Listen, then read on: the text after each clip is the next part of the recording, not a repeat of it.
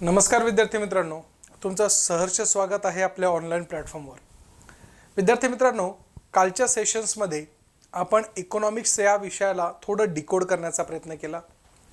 Exactly economics काय आहे, इकॉनॉमिक्सच्या ओरिएंटेशन्स काय आहे आणि एक्झामला कशा पद्धतीने बघितलं जातं याचं पूर्ण आपण अवलोकन केलं। आज आपल्याला खऱ्या अर्थाने इकॉनॉमिक्स बघायचं आहे किंवा इकॉनॉमिक्सचा विषय शिकायचा आहे। मग अशा स्वरूपामध्ये ज्यावेळेस आपण बघतो तर त्यावेळेस आपल्याला लक्षात येतंय की इकॉनॉमिक्स ह्या विषयाची सुरुवात ही त्याच्या अर्थापासून झाली पाहिजे, किंबहुना त्या प्रकारच्या असलेल्या गोष्टीच्या पासून तयार झाली पाहिजे। मग सगळ्यात महत्त्वाचं आहे की इकॉनॉमिक्सचा अर्थ काय होतो।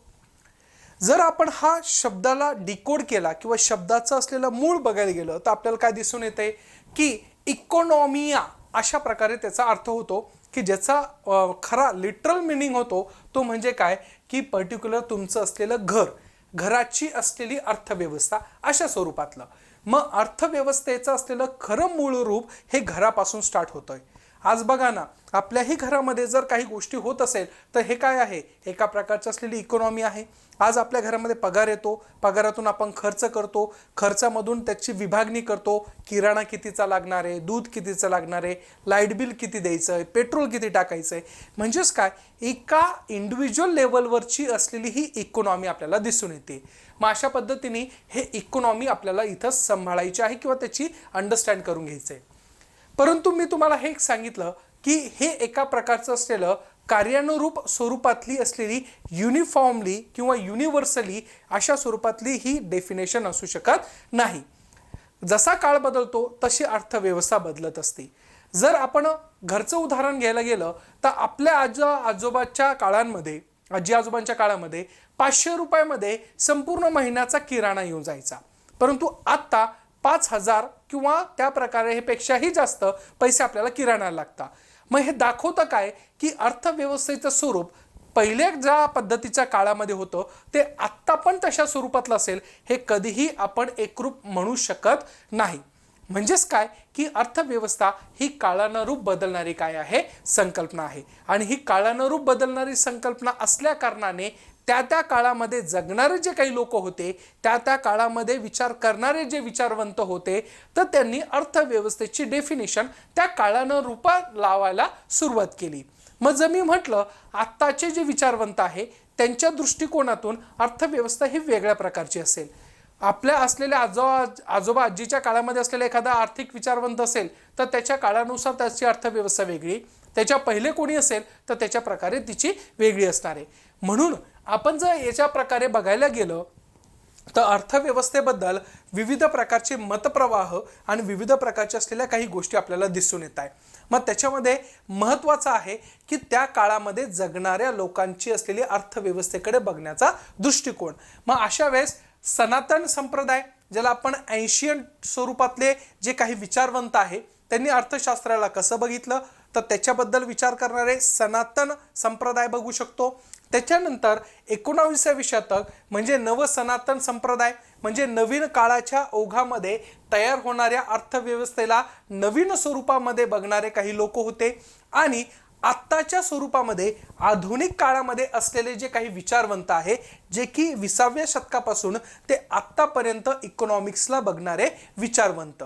मग अशा वेळेस आपल्याला हे सगळे विचारवंत समजून घेणं अपेक्षित आहे का, तर त्याच्यातले सगळे न घेता काही मोजके जे एक्झामला विचारण्याची शक्यता जास्त आहे तर त्या विचारवंतावर आपण भाष्य करणारे त्या विचारवंताचे विचार बघू की नेमकं त्यांच्या दृष्टिकोनातून अर्थव्यवस्था म्हणजे काय असणार आहे। मग ज्यावेळेस आपण बघतो तर सनातन संप्रदाय हा 18व्या शतकातला होता, नवसनातन संप्रदाय 19व्या शतकातले आणि आधुनिक संप्रदाय हा 20व्या शतकापासून तयार होणारा हा अर्थव्यवस्थेचा पगडा म्हटला जातो। मग अशा वेळेस आपल्याला त्या स्वरूपातले सनातन संप्रदायामध्ये सगळ्यात महत्त्वाचं नाव घेतलं जातं ते म्हणजे ॲडम स्मिथ। ॲडम स्मिथचं नाव हे अर्थशास्त्रामध्ये फार मोठ्या स्वरूपामध्ये आणि रिस्पेक्टफुली घेतलं जातं। का घेतलं जातं, कारण की त्यांचे विचार तसे होते। मग त्यांच्या दृष्टिकोनातून नेमकं अर्थशास्त्र म्हणजे काय, तर त्यांच्या दृष्टिकोनातून अर्थशास्त्र म्हणजे असं म्हटलं जातं की पर्टिक्युलर ही काय आहे, राष्ट्राची संपत्ती. अशा स्वरूपातलं त्यांनी एक पुस्तक लिहिलं. कोणतं पुस्तक लिहिलं? राष्ट्राची संपत्ती. ह्या राष्ट्राच्या संपत्तीमध्ये त्यांनी काय सांगितलेलं आहे की अर्थशास्त्र म्हणजे काय आहे, तर संपत्तीचे शास्त्र म्हणून गणल्या जातं. म्हणजे त्यांनी एकदम सोप्या भाषेमध्ये डेफिनेशन सांगितली. अर्थशास्त्र म्हणजे काय, तर संपत्तीचे शास्त्र. जसं की प्रत्येक घरामध्ये संपत्ती असते, मग त्या संपत्तीची त्या प्रकारे युटिलायझेशन कसं केलं जातं, तर त्या स्वरूपामध्ये केला गेलेला हा शास्त्रशुद्ध अभ्यास म्हणजे काय आहे, अर्थशास्त्र आहे. मग अशा वेळेस आपल्याला दिसतंय की राष्ट्राची संपत्ती हे त्यांचं पुस्तक आहे आणि त्या पुस्तकामध्ये त्या प्रकारचं असलेलं त्यांनी सांगितलं की अर्थशास्त्र म्हणजेच काय, तर एका प्रकारे असलेल्या स्वरूपामध्ये संपत्तीचे शास्त्र म्हणून कन्सिडर केल्या जाणार आहे. म्हणून यांना अर्थशास्त्राचे जनक देखील म्हटल्या जाता. हे लक्ष ठेवणं गरजेचं आहे. हे स्टेटमेंट फार महत्त्वाचं आहे. का? कारण की ॲज इट इज क्वेश्चनमध्ये विचारलेलं आहे, अर्थशास्त्राचे जनक कोणाला म्हटलं जातं, तर ते म्हटलं जातं ॲडम स्मिथ यांना म्हटलं जातं.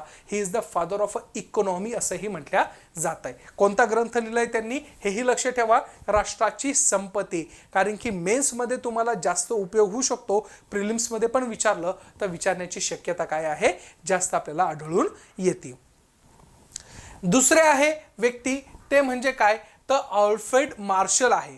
प्राध्यापक अल्फ्रेड मार्शल. आता अल्फ्रेड मार्शल कुठं दिसतंय आपल्याला, तर 19व्या शतकातले नवसनातन संप्रदायाचे असलेले व्यक्तिमत्व अल्फ्रेड मार्शल. आपण याच्यातले महत्त्वाचे विचारवंत घेऊ. मग मार्शल साहेबांच्या मते काय अर्थव्यवस्था आहे किंवा अर्थव्यवस्था म्हणजे काय, तर त्यांनी एक पुस्तक लिहिलं. त्यांचंही पुस्तक फार महत्त्वाचं आहे. त्या पुस्तकाचं नाव आहे अर्थशास्त्राची मूलतत्वे, द प्रिन्सिपल ऑफ इकॉनॉमिक्स. हे पुस्तक लिहिलं आणि ह्या पुस्तकामध्ये त्यांनी अर्थशास्त्र म्हणजे काय हे समजून सांगण्याचा प्रयत्न केलेला आपल्याला दिसून येत आहे. मग अल्फ्रेड मार्शल यांच्या मते अर्थशास्त्र म्हणजे, तर अर्थशास्त्र हे मानवी कल्याणाचा अभ्यास करणारे काय आहे, शास्त्र आहे. सोबतच या शास्त्रामध्ये प्राप्ती व आवश्यकतेनुसार उपलब्ध संसाधनाचा पर्याप्त वापर करून त्या संबंधी वैयक्तिकरित्या आणि सामाजिक वर्तणुकीचा अभ्यास केला जातो. म्हणजे सोप्या भाषेत जर सांगायचं म्हटलं तर काय आहे हे समजून घ्या. अल्फ्रेड मार्शल यांनी खूप चांगल्या पद्धतीने अभ्यास केला आणि त्यांनी सांगितलं काय, की एखाद्या व्यक्तीकडं पैसा किती आहे आणि त्या पैशाच्या आधारावर त्याची वर्तणूक कशी आहे, तर ते तुम्हाला दिसून येते. फॉर एक्झाम्पल, एखादा खूप श्रीमंत माणूस आहे, मग तो एखाद्या झोपडीमध्ये राहील का हो? नाही. तो 5 स्टार हॉटेलमध्ये राहील, 5 स्टार हॉटेलमध्ये जेवण करेल, त्याची वर्तणूक तशी असणार आहे. मग आपण त्याची वर्तणूक बघून काय म्हणू, अरे वा, तो खूप श्रीमंत आहे. म्हणजेच काय, खरं अर्थशास्त्र तो आहे. ज्यावेळेस तुम्हाला आजूबाजूच्या घडणाऱ्या गोष्टीवरून एखाद्या गोष्टीचा अभ्यास करायचा असतो, तो म्हणजे अर्थशास्त्र आहे असं अल्फ्रेड मार्शल म्हणताय. जर एखादा गरीब व्यक्ती आहे, तो वागतो तसा आहे, त्याची वर्तणूक तशी आहे, म्हणजे तो त्या प्रकारे अर्थ स्वरूपाच्या माध्यमातून गरीब व्यक्ती आहे. म्हणजेच इथं आपल्याला असं दिसून येते की पर्टिक्युलर ह्या अर्थशास्त्राच्या डेफिनेशनमध्ये आपल्याला विविध विभाग आहे. कसं, तर तुमच्या वर्तणुकीच्या आधारावर. मग वर्तणुकीच्या आधारावर पहिल्यांदा भाष्य केलं गेलं ते म्हणजे कोणाचं, तर अल्फ्रेड मार्शलचं. आणि त्यांनी सांगितलं की हे काय आहे, एका प्रकारे मानवी कल्याणाचा अभ्यास करणारे शास्त्र आहे. मग अशा वेळेस तुमच्या अर्थशास्त्राचे मूलतत्वे ह्या पुस्तकामध्ये सखोल सांगितलेलं आपल्याला दिसून येते. जर आज आपण बघतोय की एखादा श्रीमंत माणूस असेल तर त्याच्या अंगावर किलोभर सोनं असतं, मग ते क्विंटलभर सोनं घेऊन फिरणे म्हणजे श्रीमंतीचं लक्षण आहे. जर माझ्याकडं 2 व्हीलर आहे आणि माझ्या बाजूला फॉर्च्युनर उभी असेल तर लोक काय म्हणतील, अरे बघा त्याच्याकडे फॉर्च्युनर आहे, BMW आहे, लुम्बोर्गिनी आहे. अशा विविध प्रकारच्या गाड्यांच्या नावाने त्याचं स्टेटस कळतं समाजामध्ये. म्हणजे त्याची वर्तणूक तशी आहे. श्रीमंत आहे म्हणून तो घालणार. जर ब्रँडेड श्रीमंत असेल तर आयफोन यूज करेल, माझ्यासारखा गरीब असेल तर त्या प्रकारे साधा मोबाईल यूज करेल. मग हे काय, माझी वर्तणूक दाखवते ना. माझ्याकडे पैसा आला तर मी कदाचित आयफोन यूज करेल. मग हे अल्फ्रेड मार्शलने सांगितलंय, अर्थशास्त्र म्हणजे एका प्रकारे तुमच्या असलेल्या पर्टिक्युलर मानवाच्या असलेल्या कल्याणाचा शास्त्राचा अभ्यास करणे म्हणजे काय आहे, तिथं अर्थशास्त्र आहे. एवढ्या सोप्या भाषेत सांगितलं. त्याच्यानंतर तिसरे आहे रॉबिन्स. कोण आहे, रॉबिन्स. आता रॉबिन्स हे एका प्रकारच्या असलेल्या स्वरूपामध्ये जर बघायला गेले तर काय आहे, रॉबिन्स हे आहे तुमच्या 20व्या शतकामधले किंवा आधुनिक सांप्रदायिक व्यक्तिमत्व त्याला पण गणल्या जातो. मग अशा स्वरूपामध्ये ज्यावेळेस आपण बघतो तर त्यावेळेस आपल्याला दिसून येते की अर्थशास्त्रीय विचारामध्ये हे सगळ्यात महत्त्वाचे आहे रॉबिन्स. मग रॉबिन्स काय आहे? रॉबिन्सच्या मते अर्थशास्त्र म्हणजे काय हे आपल्याला समजून घेणं गरजेचं आहे. मग रॉबिन्स काय म्हणता? तर रॉबिन्सने पहिली गोष्ट कुठं मांडले त्यांचे विचार? तर त्यांचे विचार मांडले ते म्हणजे काय? अर्थशास्त्राचे स्वरूप व महत्त्व, an essay on the nature and the significance of the economic science. मग त्यांनी काय सांगितलं किंवा त्यांच्या मते अर्थशास्त्र म्हणजे काय? तर अमर्याद गरजा आणि त्या मर्यादित परंतु दुर्मिळ व पर्यायी उपयोगाची साधने यांचा मेळ घालणे आणि ह्या स्वरूपामध्ये मानवी वर्तनाचा अभ्यास कसा आहे याचा असलेलं अवलोकन करणे म्हणजे अर्थशास्त्र. बघा, जसा काळ बदलतो तशा त्या प्रकारच्या असलेल्या पर्टिक्युलर काळानुसार त्याच्या अर्थशास्त्राची डेफिनेशन बदलते. रॉबिन्स यांचं एक मत काय दिसतंय की ह्या जगामध्ये संपूर्ण पृथ्वी तलावर त्या प्रकारच्या असलेल्या मर्यादा गरजा अमर्यादित आहे. म्हणजे तुमच्या ज्या गरजा इंडिव्हिज्युअल व्यक्तीच्या गरजा कशा आहे? अमर्यादित आहे. आज एक गाडी असेल तर 2 गाडी घेणार आहे, 2 गाडी असेल तर भारीतल्या गाडी घेणार आहे. मग अशा स्वरूपामध्ये ह्या गरजा अमर्यादित असणार आहे. परंतु त्या स्वरूपाच्या असलेल्या काही ज्या नॅचरल रिसोर्सेस आहे, काही नॅचरल रिसोर्सेस आहे मर्यादित आहे. उद्या चालून जर त्या प्रकारे कोळसा संपला तर मग अशा वेळेस आपल्याला काहीतरी बदलावं लागेल की नाही? मग अशा स्वरूपामध्ये तुमच्या अमर्यादित गरजा आणि गरजा यांचा मेळ घालून माणसाची प्रवृत्ती कशी बदलती तर त्याच्यावर काय केलं जातं? अभ्यास केला जातो. आणि तो अभ्यास म्हणजे अर्थशास्त्रीय अभ्यास असं रॉबिन्स म्हटलेले आहे. हे लक्षात घेणं गरजेचं आहे. म्हणजे एका प्रकारे तुम्हाला असलेल्या मानवाच्या गरजा काळानुरूप बदलत असतात. आता बघा ना, पहिले आपण पेट्रोल गाडी वापरायचो, आता त्या प्रकारचं असलेलं उद्या चालून कोळसा संपला तर पेट्रोलचं असलेलं जे उत्पादन आहे ते काय होणार आहे? कमी होणार आहे. मग माणसाने आत्ता स्विच केलं कशावर? CNGवर. उद्या चालून इलेक्ट्रॉनिक गाडी. मग हे दाखवतं काय की मानवाच्या अमर्यादित ज्या गरजा आहे त्या गरजा आपण फुलफिल करतोय, परंतु ते फुलफिल करता वेळेस आपण काही गोष्टीची असलेली तिथं काय घेतोय? संरक्षता आपल्या हातामध्ये असायला पाहिजे. मग हे रॉबिन्स म्हणतात की अशा स्वरूपामध्ये याच्या माझ्या ओरिएंटेशननी हे अर्थशास्त्र आहे. मग उद्या चालून माझ्याकडचा पैसा जरी वाढला असेल परंतु माझ्या गरजा कमी म्हणजे त्या प्रकारच्या फुलफिल झाल्या असेल तर मी खर्च करेल का? नाही. अंबानी आता घेऊन भारीतली गाडी किती घेणार आहे? तो पण कुठेतरी स्टॉप झाला असेल की नाही? मग प्लेन घेतले, प्लेन घेऊन किती भारीतलं प्लेन घेणार आहे? त्याला पण त्यांनी लिमिट आले की नाही? गरजाला कुठेतरी तुम्ही काय करताय? त्या प्रकारचा मेळ घालण्याचा प्रयत्न करताय असं रॉबिन्स म्हणताय. आणि ह्या मानवाच्या वृत्तीचं असलेलं जेव्हा त्यांनी अभ्यास केला तर खऱ्या अर्थाने तो काय झाला? अर्थशास्त्रीय अभ्यास झालेला आपल्याला दिसून येतोय. आलं लक्षात? मग हे तुमचं असलेला बेनिफिट होऊ शकतो राज्यसेवेच्या मुख्य परीक्षेला आणि सोबतच कंबाईनच्या असलेल्या मुख्य परीक्षेला. ह्या प्रकारे क्वेश्चन विचारल्या जातात. हे तुम्ही जर ऑब्झर्व केलं तर तुम्हाला बऱ्यापैकी गोष्टी तिथं दिसणार आहे. त्याच्यानंतर आहे पॉल सॅम्युएल्स. हे पण नवीन आधुनिक संप्रदायातले व्यक्तिमत्व आहे. मग यांनीही त्या प्रकारचा ज्यावेळेस अभ्यास केला तर पॉल सॅम्युएल्स यांचं असलेलं एक त्यांनी अर्थशास्त्राचं वर्णन स्वतःच्या असलेल्या काही पर्टिक्युलर असलेल्या गोष्टीमध्ये करताना त्यांनी काय सांगितलं की अर्थशास्त्र म्हणजे काय? तर हे एका प्रकारे सामाजिक शास्त्राची राणी आहे. म्हणजे सामाजिक शास्त्राची आई आहे. आई आहे म्हणजे काय की अर्थशास्त्रामुळं तुमचं राज्यशास्त्र तयार झालं, अर्थशास्त्रामुळं समाजशास्त्र झालं, अर्थशास्त्रामुळं मानवशास्त्र झालं, अर्थशास्त्रामुळं मानव वंशशास्त्र आलेलं आहे. म्हणजेच प्रत्येक गोष्टीचं जर ओरिजिन बघायला गेलं तर हे फक्त अर्थशास्त्रामध्ये लपलेलं आहे. आज बघा ना, आपली प्रत्येक गोष्ट कशावर आधारित आहे? पैशावर आधारित आहे. आज आपलं मन खुश असतं कधी? ज्यावेळेस आपल्या बँकेमध्ये बॅलन्स असतं. आपलं बँकेमध्ये बॅलन्स नसू द्या बरं, मन डिस्टर्ब होतं. सोशली तुम्ही लगेच कमी गरीब दिसतात, लगेच समाजामधून तुम्ही बाजूला टाकले जाता. म्हणजे प्रत्येक गोष्ट हे डिसाईड होती अर्थशास्त्रावर. म्हणून पॉल सॅम्युएल्स यांनी सांगितलेलं आहे जे काही आज आपल्याला दिसतंय त्याच्यामध्ये ही एका प्रकारची सामाजिक शास्त्राची काय आहे? राणी आहे. आणि हे मूळ आहे संपूर्ण जेव्हा तुम्ही सोशल सायन्सचा अभ्यास करता त्या सोशल सायन्सची राणी म्हणून कशाला गणलेलं आहे? तर अर्थशास्त्राला गणलेलं आपल्याला दिसून येते. मग तुम्हाला क्वेश्चन विचारले गेलेले पण आहे की त्या स्वरूपामध्ये सामाजिक शास्त्राची राणी कोण आहे? तर लक्ष ठेवायचं ती म्हणजे कोण असणार आहे? पर्टिक्युलर अर्थशास्त्र आहे. हे लक्षात घेणं गरजेचं आहे. काळ बदलत गेला, विचारवंताची असलेली विचारसरणी बदलली, काही विचारवंतांनी याच्यामध्ये मॉडिफिकेशन केलं, काही विचारवंतांनी याच्या असलेल्या स्वरूपामध्ये डिव्हिजन तयार करायला सुरुवात केली. मग असे एक विचारवंत होते, त्या व्यक्तीचं नाव आहे पर्टिक्युलर असलेलं रॅग्नर फ्रिश म्हणून. काय आहे? रॅग्नर फ्रिश. फॉरेनचे नाव आहे, थोडं लक्ष ठेवणं अवघड जरी असलं तरी आपल्याला लक्ष ठेवणं गरजेचं आहे.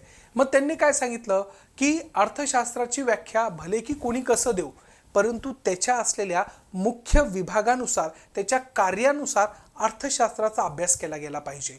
म्हणजेच काय की तुम्हाला जर अर्थशास्त्राचा अभ्यास करायचा असेल तर तो एक वेगळ्या पद्धतीने किंवा वेगळ्या लेवलवर झाला पाहिजे. मग अशा स्वरूपामध्ये त्यांनी अर्थशास्त्राच्या मुख्य 2 शाखा काढल्या आणि 2 मुख्य शाखेच्या आधारावर अर्थशास्त्र काय आहे हे तिथं समजून सांगण्याचा त्यांनी प्रयत्न केला. मग रॅग्नर फ्रिश हे काय सांगताय की अर्थशास्त्र म्हणजे काय, तर एका प्रकारचं असलेलं मायक्रो इकॉनॉमी किंवा सूक्ष्म अर्थशास्त्र किंवा त्या प्रकारचं असलेलं मॅक्रो इकॉनॉमी आणि मायक्रो इकॉनॉमी. म्हणजे यांनी अर्थशास्त्राचा अभ्यास करता वेळेस ह्या 2 गोष्टीवर लक्ष केंद्रित केलं की माझ्या मते अर्थशास्त्राचा अभ्यास 2 घटकावर केला पाहिजे, एक म्हणजे मायक्रो लेवलवर आणि एका प्रकारचं असलेलं मॅक्रो लेवलवर. मग मायक्रो लेवलवर जेव्हा तुम्ही अभ्यास करणार आहे तर त्याला म्हणलं जाणार आहे सूक्ष्म अर्थशास्त्र, आणि मॅक्रो लेवलवर ज्यावेळेस तुम्ही अभ्यास करणार आहे तर त्यावेळेस काय म्हणलं जाणार आहे? स्थूल अर्थशास्त्र. मग अशा पद्धतीने अर्थशास्त्र आणि अर्थशास्त्राच्या असलेल्या ज्या काही गोष्टी होत्या तर त्याच्या स्वरूपामध्ये इथं संभाषण झालेलं आपल्याला दिसून येत आहे. मग अशा पद्धतीने ह्या सगळ्या गोष्टी ज्यावेळेस आपण बघतो तर त्यावेळेस त्याचे मुख्य विभाग कोणी केले मायक्रो आणि मॅक्रोमध्ये, तर लक्ष ठेवायचं रॅग्नर फ्रिश यांनी केलेलं आपल्याला दिसून येत आहे. मग आता ह्या स्वरूपामध्ये ज्यावेळेस वर्गीकरण केलंच आहे मग त्याच्या डेफिनेशन आपल्याला समजून घेणं गरजेचं आहे. मग ज्यावेळेस आपण सूक्ष्म अर्थशास्त्र म्हणतो, मायक्रो इकॉनॉमी म्हणतो, मग ते मायक्रो इकॉनॉमी म्हणजे काय हे समजणं गरजेचं आहे. मग मायक्रो इकॉनॉमी म्हणजे काय की अगदी वैयक्तिक स्वरूपामध्ये ज्या काही गोष्टी तुम्ही कन्झ्युम करणार आहे, ज्या काही युटिलाइज करणार आहे त्याचा केला गेलेला अभ्यास. म्हणजे थोडक्यात फॉर एक्झाम्पल असं उदाहरण घेऊ, आपल्या संपूर्ण भारतामध्ये फक्त 5 कुटुंब राहत आहे. 5 कुटुंबामध्ये ए कुटुंब आहे, बी कुटुंब आहे, सी डी ई अशा प्रकारचे असलेले 1 2 3 4 5 कुटुंब राहत आहे भारतामध्ये. उदाहरण घेऊ, आता ए कुटुंब 50 रुपये खर्च करतो, बी कुटुंब 100 रुपये करतो, सी कुटुंब 150 करतो, डी 20 रुपये करतो आणि ई 500 रुपये करतो. जर मी तुम्हाला विचारलं की कोणतं कुटुंब श्रीमंत दिसतंय तुम्हाला, तर तुम्ही काय म्हणशाल? सर ई कुटुंब आम्हाला श्रीमंत दिसतंय. मग आपण इथं कोणत्या स्तरावर काम केलं किंवा कोणत्या स्तरावर त्याची इकॉनॉमिकल ॲक्टिव्हिटी चेक केली, एकदम त्या घरामध्ये किती आहे ते आपण बघितलं. मग आपण काय बघितलं? त्या घरातल्या लोकांची कमाई बघितली. मग फॉर एक्झाम्पल तो 500 रुपये खर्च करतोय म्हणजे त्या कुटुंबाचं असलेलं इन्कम पण काय असणार आहे? जास्त असणार आहे. हा डी कुटुंब जे आहे त्याचं इन्कम कमी आहे म्हणून त्याचा खर्च पण काय आहे? कमी आहे. मग याच्यावरून काय दिसतंय? ज्यावेळेस आपण एखाद्या वैयक्तिक स्तरावर अर्थशास्त्राचा अभ्यास करतो तर त्याला काय म्हटलं जातं? सूक्ष्म अर्थशास्त्र म्हटलं जातं. फॉर एक्झाम्पल दुसरं उदाहरण देतो मी. ए कुटुंबाकडं 2 व्हीलर आहे, बी कुटुंबाकडं 3 व्हीलर आहे, सी कुटुंबाकडं 4 व्हीलर आहे, डी कुटुंबाकडं सायकलच नाहीये आणि ई कुटुंबाकडं 5 4 व्हीलर आहे. परत मग त्याच गोष्टी, मग तुम्हाला इथं श्रीमंत कुटुंब कोण दिसतंय? तर हे दिसतंय. मग गरीब कोण दिसतंय? तर डी दिसतंय. मग याच्यावरून काय सांगू शकतो आपण? ज्यावेळेस तुम्हाला अर्थशास्त्राचा अभ्यास करायचा असतो आणि तो वैयक्तिक लेवलवर जेव्हा अभ्यास केला जातो तर त्याला काय म्हटलं जातं? सूक्ष्म अर्थशास्त्र देखील म्हटलं जातं. ही तर आपल्या सोप्या सरळ भाषेमध्ये झालेली लँग्वेज. मग आता टेक्निकल बघू. बघा, वैयक्तिकरित्या जो उपभोक्ता आहे म्हणजे जो कन्झ्युम करतो किंवा त्या प्रकारचं काही उत्पादन घेतो किंवा विशिष्ट वस्तूंची किंमत किंवा घटकांची किंमत यासारख्या वैयक्तिक स्तरावरच्या असलेल्या आर्थिक क्रियांच्या वर्तनाचा अभ्यास करणे म्हणजे सूक्ष्म अर्थशास्त्र आहे असं म्हटलं जातं. मग मी तुम्हाला दुसरं अजून एक उदाहरण देतो. मला एक सांगा, डी आणि ईचं कंपॅरिझन केलं तर सर्वात जास्त बर्गर आणि पिझ्झा कोण खावणार आहे? तर ई खाणार आहे. का? त्याचा इन्कम जास्त आहे, तो खर्च जास्त करेल. त्या प्रकारे डी, त्याच्यात इन्कम कमी असेल तर तो खर्च करेल का? नाही. म्हणजे त्याचा बिहेवियरल अप्रोच जो आहे, म्हणजे त्याचं वर्तणूक कसं आहे, हे जेव्हा आपण प्रत्येक व्यक्तीच्या कुटुंबानुसार वैयक्तिकरित्या असलेल्या त्या व्यक्तीच्यानुसार जेव्हा चेक करतो, तर त्यावेळेस आपण म्हणतो की हे सूक्ष्म अर्थशास्त्र आहे. आलं लक्षात? समजलं? मग अशा पद्धतीने हे मायन्यूट लेवलला जेव्हा आपण अर्थशास्त्राचा अभ्यास करतो, तर त्यावेळेस आपल्याला हे दिसून येतं.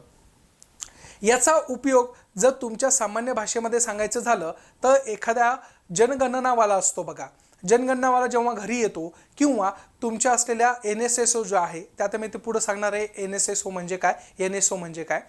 तर अशा वेळेस जनगणनावाला घरी येतो आणि तुम्हाला विचारतो घर स्वतःचं आहे का, तुमच्या घरी स्वतःची प्रॉपर्टी आहे का, तुमच्या घरामध्ये किती माणसं राहतात, किराणा किती लागतो. हे एका प्रकारे काय मायन्यूट लेवलवर केलेल्या अर्थशास्त्राचा अभ्यास होय. याला म्हणतात मायक्रो इकॉनॉमिक्स. आलं लक्षात? अशा प्रकारे आता आपल्याला आता दुसरं बघायचं आहे की मॅक्रो इकॉनॉमी काय आहे. Macro economy for example, macro economy म्हणजे काय, मोठ्या स्तरावर काय, मोठ्या स्तरावर अर्थशास्त्राचा केला गेलेला अभ्यास.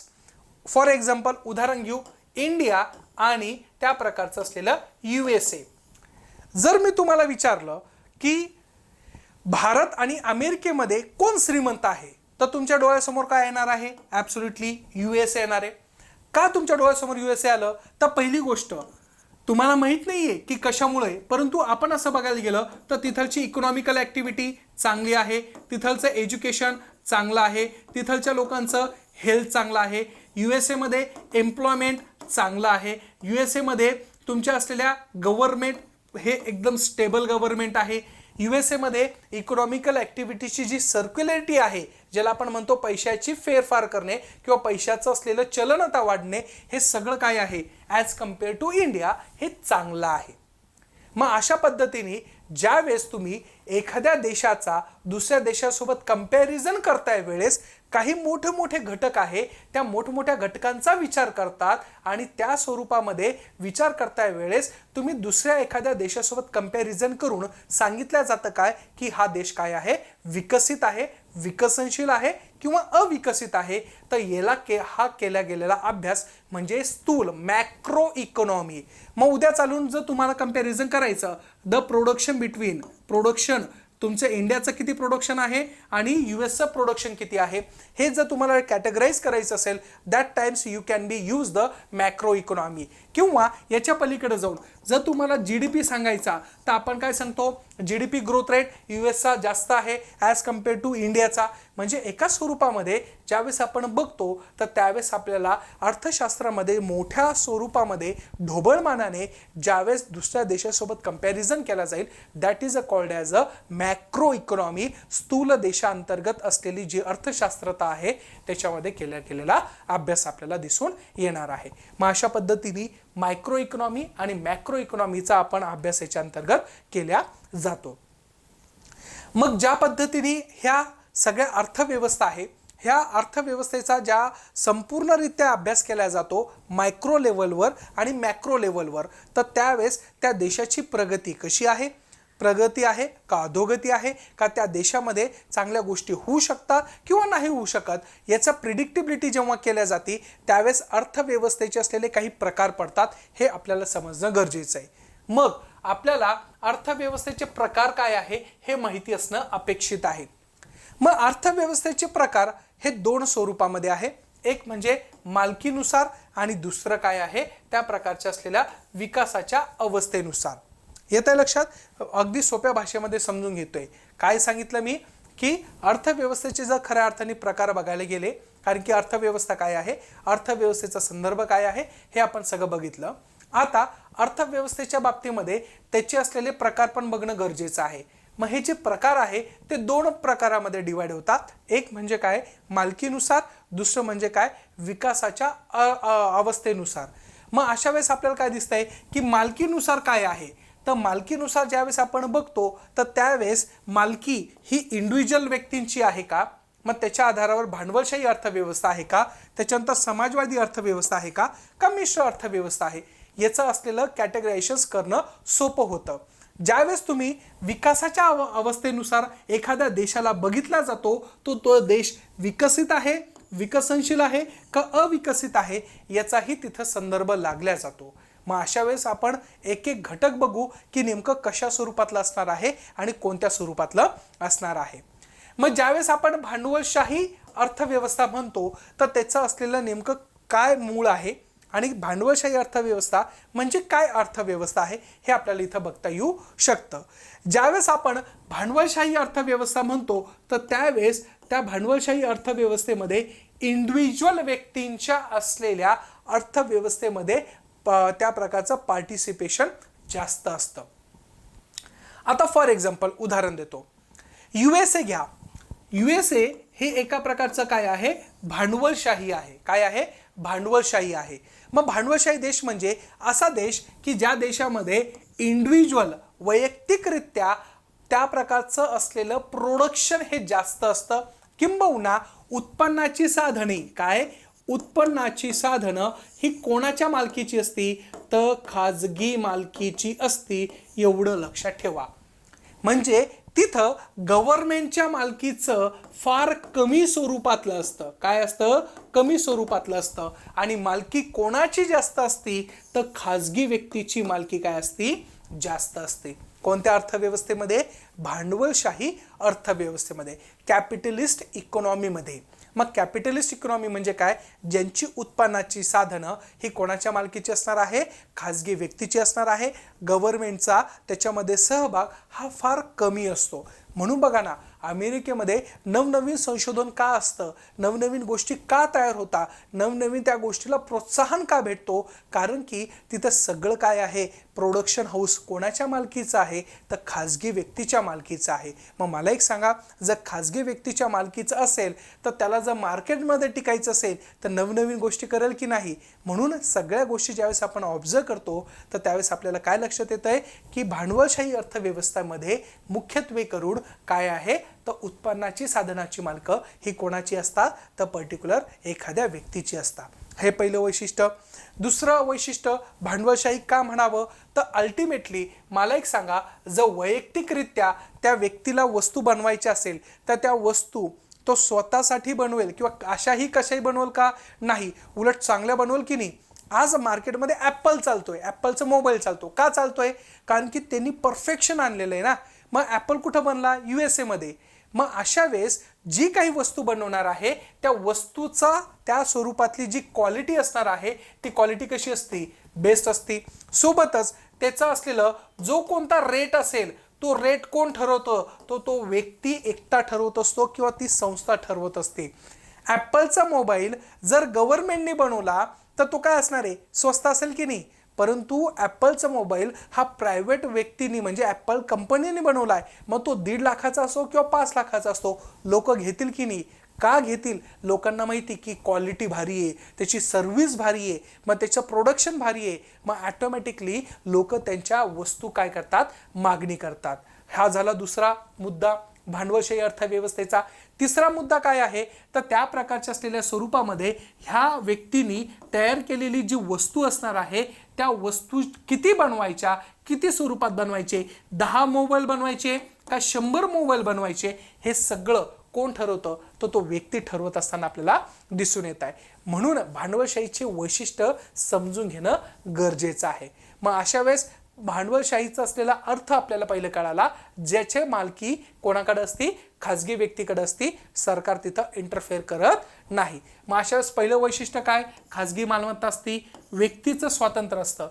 ॲपलला पहिले 2 कॅमेरे होते, आता 3 लावले, उद्या 5 लावतील, उद्या 10 लावतील. त्याला वाटलं की त्या प्रकारे तिथं त्याचे कॅमेरे वाढवायचे, कॅमेरे वाढवू शकता. उद्या वाटलं कॅमेरे बंद करायचे तर बंद करेल. पहिले ॲपलच्या मोबाईल सोबत तुम्हाला चार्जर यायचं, आता चार्जर येतं का, नाही येत. का, त्याला माहिती की असाने तसा मोबाईल मी फुकट जरी विकला तरी लोक घेणार म्हणजे घेणार. म्हणजेच हे भांडवलशाहीचं उदाहरण आहे. उद्या चालून रिलायन्स कंपनीने जिओ आणि त्याचं रिचार्ज जर 1000 रुपयाला ठेवलं तर लोकांना घ्यावंच लागणार आहे, कारण की काळाची गरज आहे. मग त्यांनी 1000 का ठेवले, गव्हर्नमेंट विचारू शकता का त्याला, बिलकुल नाही विचारणार. गव्हर्नमेंट काय म्हणाल, त्याची मर्जी आहे, त्याची कंपनी आहे आणि तो काही करेल. आलं लक्षात? म्हणजे इथं वैयक्तिक स्वातंत्र्य तिथं दिलेलं असतं भांडवलशाही अर्थव्यवस्थेमध्ये. त्याच्यानंतर त्याचा अल्टिमेटली उद्देश काय असतो? नफा कमाना. त्याला समाजाची गरिबी, समाजातला द्यायचं, लोकांसाठी हे करायचं, असं काही असतं का? बिलकुल नाही. तिथं अल्टिमेट प्रॉफिट मेकिंग असतं. जर तसं असतं तर ॲपलनी चार्जर, हेडफोन दिले पाहिजे होते ना. पहिले हेडफोन यायचे, पण आता हेडफोन पण येत नाहीये. मग हे जेव्हा आपण सगळं बघतो तर त्यावेळेस नफा हा हेतू असत नाही. त्याच्यानंतर किमती यंत्रणा कोण निर्धारित करतात? तर बाजार निर्धारित करतात. त्यांची डिमांड वाढली, ॲपलच्या फोनची डिमांड वाढली की त्या प्रकारच्या असलेल्या स्वरूपामध्ये लगेच काय केलं जाणार आहे? त्याच्या किमती वाढणार आहे. ॲपलचा पहिला फोन 30,000चा यायचा, 70,000चा, 1 लाखामध्ये, आता 1.5 लाखापर्यंत, उद्या 2.5 लाखापर्यंत जरी गेला तरी आपल्याकडचे कन्झ्युमर ते घेणार म्हणजे घेणार. का? लोकांचं उत्पन्न पण वाढलेलं आहे. मग अशा स्वरूपामध्ये भांडवलशाही अर्थव्यवस्थेमध्ये किमती कोण ठरवतं? तर बाजार ठरवत असतं आणि बाजाराच्या आधारावर सगळ्या गोष्टी केल्या जातात. त्याच्यानंतर इथं सार्वभौम कोण असतं?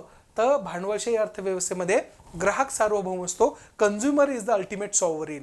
कन्झ्युमरला वाटत असेल की मला ही वस्तू घ्यायची तर तो घेईल. जर कन्झ्युमरला वाटत असेल ॲपलपेक्षा सॅमसंग चांगला आहे तर मी तो घेईल.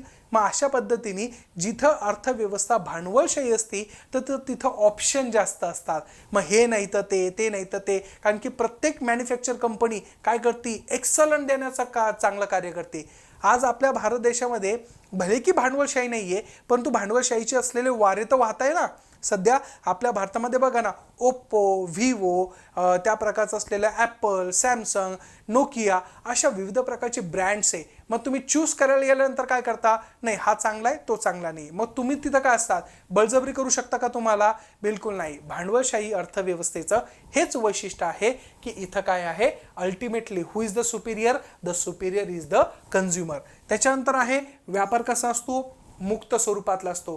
गव्हर्नमेंटचं त्याच्यावर बंधन असतं का? नाही. रूल्स अँड रेग्युलेशन असतं, परंतु गव्हर्नमेंट सांगू शकतं का ॲपल तू हा मोबाईल 10 रुपयातच विक? कधीही म्हणू शकत नाही. त्या प्रकारचं असलेलं मुक्त व्यापार करण्याची मुभा त्या व्यक्तीला दिलेली असते. आलं लक्षात? त्याच्यानंतर आहे त्या प्रकारे सरकारी हस्तक्षेप कसा असतो? नगण्य स्वरूपातला असतो. त्याच्यानंतर श्रमिक बाजारपेठेतील ही लवचिकता असते आणि त्या स्वरूपातले मालकी स्वातंत्र्य हे त्या व्यक्तीचं असतं. हेही लक्षात घेणं गरजेचं आहे. म्हणजे विचार करा तुम्ही की त्या पद्धतीने ज्यावेळेस आपण भांडवलशाही अर्थव्यवस्था म्हणतो तर त्या भांडवलशाही अर्थव्यवस्थेचे हे काय आहे? वैशिष्ट्य आपल्याला दिसून येत आहे. आलं लक्षात? मग हे झालं भांडवलशाही अर्थव्यवस्था. उत्पादनाची साधने खाजगी व्यक्तीच्या मालकीची असेल. मग आता मला एक सांगा, ज्यावेळेस आपण बघतो तर त्यावेळेस इथं मालकी कोणाची बघितली? त्या प्रायव्हेट व्यक्तीची. मग आता अशी काही अर्थव्यवस्था की ज्याच्यामध्ये मालकी कोणाची असणार आहे? तर ती मालकी असणार आहे गव्हर्नमेंटची. मग जिथं 100% कुठंतरी गव्हर्नमेंटचा तिथं स्टेक असतो तर अशा अर्थव्यवस्थेला काय म्हणलं जातं? समाज अर्थव्यवस्था किंवा समाजवादी अर्थव्यवस्था असे म्हटले जातात. मग अशामध्ये काय दिसतं आपल्याला की तुमच्या ज्या काही वस्तू असेल तर त्या वस्तू कोणत्या याच्यावर? तर समान अधिकारांच्या आधारावर काय केल्या जातात? बनविल्या जातात. अल्टिमेटली गव्हर्नमेंटला त्या वस्तू बनवणं आहे, गव्हर्नमेंटला त्या वस्तू लोकांपर्यंत वाटणं आहे. अशा सगळ्या वस्तूची असलेली किंमत, त्याची असलेली प्रोडक्शन किती असेल हे कोण डिसाईड करतं? गव्हर्नमेंट डिसाईड करतं. म्हणजे इथं ultimately the power has been given to the government आणि त्या गव्हर्नमेंट विल बी डिसाईड की how many production has to be there और how many cost of that production has to be there. म्हणजे एवढ्या म्हणजे लेवलवर जाऊन त्या प्रकारे काय केलं जातं? हे सगळं तयार केलं जातं. सोबतच ज्या काही गोष्टी बनवल्या जाणार आहे ते बनवल्यानंतर त्याचा उपयोग कसा करायचा, कोणत्या स्वरूपात करायचा, तर त्याच्यामध्ये असलेलं हे नियोजन हे संपूर्ण गव्हर्नमेंट करत असतं. मग गव्हर्नमेंटला वाटतंय की इथं पेट्रोल बंद केलं पाहिजे तर बंद करून टाकाल. गव्हर्नमेंटला वाटलं की पेट्रोल फुकट द्यायचं तर फुकटही देऊ शकतं. मग अशा प्रकारची समाजाच्या ओरिएंटेशननी तयार केलेल्या गोष्टी म्हणजे काय असणार आहे? त्या पद्धतीने असणार आहे. मग अशा स्वरूपामध्ये समाजवादी अर्थव्यवस्थेची वैशिष्ट्ये काय दिसत आहे? तर पहिलं आहे म्हणजे संसाधनाची सामूहिक मालकी. मालकी कोणत्या एका व्यक्तीची आहे का? नाही, ही कशी असणार आहे? सामूहिक असणार आहे, सगळ्यांची असणार आहे. म्हणजे एखादी इंडस्ट्री असेल तर ते इंडस्ट्री बनवत्या वेळेस गव्हर्नमेंट काय करेल, लोकांना सांगाल की तुमचे शेअर विकत घ्या, याच्यामध्ये तुम्ही पैसे टाका आणि त्या प्रकारे तुम्ही कंपनीचे काय होऊन जा, मालक होऊन जा. मग अशा पद्धतीने असलेलं सामूहिक मालकी असती. दुसरं वैशिष्ट्य म्हणजे केंद्रामध्ये आर्थिक नियोजन असतं. नियोजनाच्या माध्यमातून सगळ्या गोष्टी केल्या जातात. मग central government will be decide की कोळसा किती आहे, एवढा उरलाय का, मग आता याच्या पुढे कोळसा वापरायला भेटणार नाही. मग त्या प्रकारे दुसरा काही पर्याय आहे का, येस दुसरा पर्याय. म्हणजे सगळं नियोजनबद्ध असतं. किती खर्च करायचा, किती खर्च नाही करायचा, हे सगळं समाजवादी असलेल्या अर्थव्यवस्थेमध्ये दिसून येतं. ग्राहकांसाठी पर्याय असतो का, नाही. सरकारने सांगितलं हाच एक रस्ता आहे आणि ह्याच रस्त्यावरून जायचा, त्यावेळेस तुम्हाला पर्याय आहे का, नाही, तुम्हाला तोच पर्याय वापरावा लागणार आहे. गव्हर्नमेंटने सांगितलं की हा बिस्किटचा पुडा आणि हे गव्हर्नमेंटच्या माध्यमातून तयार होतोय, हाच खायचा, तो तुम्हाला तोच खावा लागतो. आज आहे का तसं? आज तुम्ही ब्रिटानिया घेता, पार्ले घेता, हे घेता, ते घेता. हे काय आहे तर तुमची अर्थव्यवस्था वेगळ्या प्रकारची आहे भारतामध्ये. मग जिथं समाजवादी अर्थव्यवस्था असते तर ग्राहकांना पर्याय असतो का, बिलकुल पर्याय नसतो.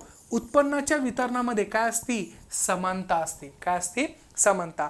जे वितरण केलं जाणार आहे ते काय केलं जाणार आहे, समस्वरूपामध्ये वाटल्या जाणार आहे. म्हणजेच काय की फॉर एक्झाम्पल एखाद्या व्यक्तीला फार लगे त्या सगळ्या गोष्टी बिलकुल नाही. जसं की पब्लिक ट्रान्सपोर्ट हे सगळ्यांसाठी काय असणार आहे, ओपन असणार आहे. आणि लास्टला आहे त्या प्रकारचं मार्केट फोर्सची काय असते, अनुपस्थिती असते. काय असते, मार्केट फोर्सची अनुपस्थिती. म्हणजे मार्केट कुठे चाललं आहे, मार्केटची डिमांड काय आहे, हे याच्यामध्ये कन्सिडर केल्या जात नाही. इथं फक्त काय कन्सिडर केलं जातं की गव्हर्नमेंटला काय वाटतं. मार्केटमध्ये एखाद्या गोष्टीची डिमांड आहे म्हणून त्या प्रकारचं असलेलं लगेच ते तयार करेल अशातला भाग नसतो. जर तिथं गव्हर्नमेंटला वाटतं की हे प्रोडक्शन करणं खरं योग्यच आहे तर तेहीच प्रोडक्शन केल्या जाणार आहे. मग अशा पद्धतीच्या माध्यमातून ही समाजवादी अर्थव्यवस्था आपल्याला बघता येऊ शकते. त्याच्यानंतर आहे त्या प्रकारची असलेली मिश्र अर्थव्यवस्था. आता ज्या स्वरूपामध्ये पहिल्यांदा बघितलं की भांडवलशाही अर्थव्यवस्थेमध्ये मालकी कोणाची असते, तर मालकी असती तर पर्टिक्युलर तुमच्या असलेल्या त्या स्वरूपामध्ये इंडिव्हिज्युअल व्यक्तीची. कुठं तर भांडवलशाही अर्थव्यवस्थेमध्ये. मग इथं मालकी कोणाची आहे, वैयक्तिकरित्या असलेल्या व्यक्तीची असणार आहे. त्याच्यामध्ये समाजवादीमध्ये कोणाची मालकी असती, गव्हर्नमेंटची मालकीची असते. मग ज्यावेळेस आपण मिश्र अर्थव्यवस्था म्हणतो तर मिश्र अर्थव्यवस्थेमध्ये मालकी कोणाची असणार आहे, तर सिंपल त्या प्रकारचं असलेलं गव्हर्नमेंट प्लस प्रायव्हेट सेक्टर यांची मालकी असती. हे लक्ष ठेवणं गरजेचं आहे. परंतु एक लक्ष ठेवा मित्रांनो, इथं काय असतं की गव्हर्नमेंटचा शेअर जो असतो ना तो काय असतो, जास्त असतो. जसं की 51% पकडू आपण. 51% शेअर कोणाचा, गव्हर्नमेंटचा, आणि 49% शेअर कोणाचा, तर इंडिव्हिज्युअल प्रायव्हेट व्यक्तीचा. असं उदाहरणार्थ पकडूया. म्हणजे एखादी इंडस्ट्री असेल मिश्र अर्थव्यवस्थेमध्ये तर त्या स्वरूपामध्ये आपल्याला दिसतंय की 51% शेअर कोणाचा, गव्हर्नमेंटचा, आणि 49% प्रायव्हेटचा. म्हणजे याचा अर्थ असा होत नाहीये की प्रत्येक इंडस्ट्रीमध्ये गव्हर्नमेंटचा तेवढाच शेअर असेल. परंतु सांगायचं म्हणजे काय की मिश्र अर्थव्यवस्थेमध्ये गव्हर्नमेंट पण असतं आणि प्रायव्हेट सेक्टर पण असतं. याचं उदाहरण देतो. बघा, आज आपल्याकडं रेल्वे आहे, त्याच्यानंतर पोस्टाचं खातं आहे, त्याच्यानंतर काही एअरलाईन्स आहे, त्याच्यानंतर कोळसा आहे. हे सगळं कोणाच्या मालकीचं आहे, गव्हर्नमेंटच्या मालकीचं आहे. परंतु भारतामध्ये त्या प्रकारचं असलेलं अदानी अंबानी ग्रुप आहे की नाही. मग अदानी झाले, अंबानी झाले, टाटा झाले, त्याच्यानंतर तुमचे असलेले अनअकॅडमी, अशा विविध प्रकारचे असलेले जे इंडिव्हिज्युअल व्यक्तींचं ही बिझनेस आपल्या भारतामध्ये दिसून येत आहे. म्हणजे एका प्रकारे भारतामध्ये गव्हर्नमेंट पण त्या प्रकारचं असलेलं तिथं इकॉनॉमिकल ॲक्टिव्हिटी करतं आणि प्रायव्हेट व्यक्ती पण देखील काय करतं, इकॉनॉमिकल ॲक्टिव्हिटी करतं. परंतु इथं वजन कोणाचं जास्त आहे असं जर विचारलं तर लक्षात ठेवायचं गव्हर्नमेंटचं वजन हे काय असतं, जास्त असतं. गव्हर्नमेंट कायदे बनवून ह्या प्रकारच्या प्रायव्हेट लोकांना वेठीस धरण्याचंही काम गव्हर्नमेंट करू शकतं. का, उद्या चालून ह्या लोकांच्या हातामध्ये जर आपण सत्ता पण दिली तर उद्या चालून भारत हे एका प्रकारे काय होऊ शकतं, वेगळ्या स्वरूपामध्ये आपल्याला दिसून येऊ शकतं. त्यामुळं आपल्याकडच्या मिश्र अर्थव्यवस्थेमध्ये गव्हर्नमेंट पण असतं आणि प्रायव्हेट सेक्टर पण तिथं काय असतं, अवेलेबल असतं. हे लक्षात घेणं गरजेचं आहे। मग याचे वैशिष्ट्य जर बघायला गेलं तर आपल्याला काय दिसतंय, सर्व क्षेत्रांचं काय आहे, सहअस्तित्व। सर्व क्षेत्र म्हणजे काय, गव्हर्नमेंटचं क्षेत्र आणि प्रायव्हेटचं क्षेत्र दोघांचं काय असतं, सहअस्तित्व दिसतंय। आज बघा ना, रेल्वे कोणाच्या मालकीची, गव्हर्नमेंटच्या मालकीची, परंतु रेल्वे चांगलं सुशोभीकरण करावं याच्यासाठी गव्हर्नमेंटनी प्लॅटफॉर्म कोणाला बनवायला दिले, तर अदानी अंबानी ग्रुपला दिले। भारतामध्ये आज एवढे चांगले रस्ते दिसत आहे, हे कशामुळे, तर प्रायव्हेट कॉन्ट्रॅक्ट आपण दिले। का दिले, भारताला माहिती आहे की आपण एवढा खर्च करू शकतो का, नाही खर्च करू शकत। मग हे मोठमोठे जे लोक आहे, अंबानी अदानी, यांच्याकडे पैसा पडलेला आहे, मग त्यांना कॉन्ट्रॅक्ट द्या, रस्ते बांधून घ्या।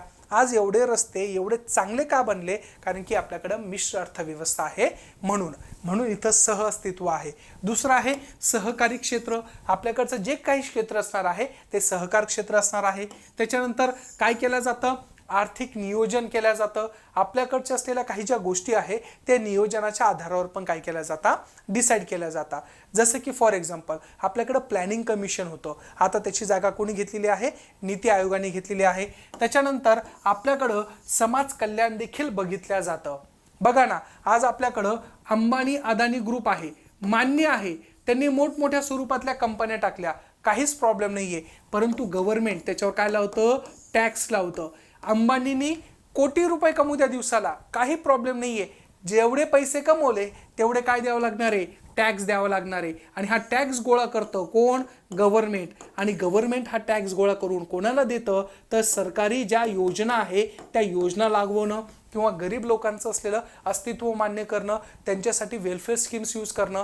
मग अशा स्वरूपामध्ये इथं गव्हर्नमेंट समाज कल्याण काय करणार आहे, एक्झिक्यूट करणार आहे। सोबतच खाजगी क्षेत्राला आपण प्रोत्साहन देतो की नाही, आत्ता सांगितलं रस्ते बांधणं गव्हर्नमेंटच्या पॉसिबल आहे का, नाही, गव्हर्नमेंटकडे पैसा कधीच राहत नाही।